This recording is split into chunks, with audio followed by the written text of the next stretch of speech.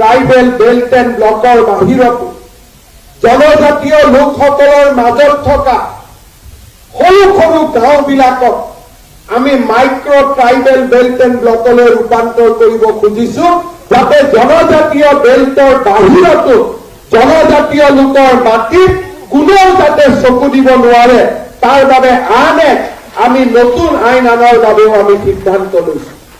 জনজাতীয় লোকসকলৰ মাটিৰ সুৰক্ষা, জাতি মাটি ভেটি সুৰক্ষাৰ এক সৰ্বোত্তম দায়িত্ব।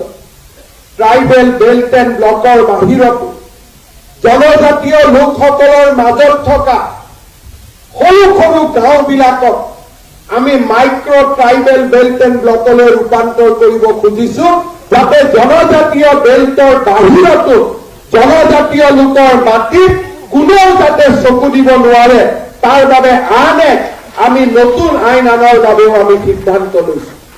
এই বিধানসভাত সেই আইন আহিব আৰু খিচৰিত হৈ থকা অকণমান সৰু সৰু জনজাতীয় গাঁওবিলাকতো জনজাতীয় লোকে মাটিৰ সৰ্বোত্তম অধিকাৰ পাব।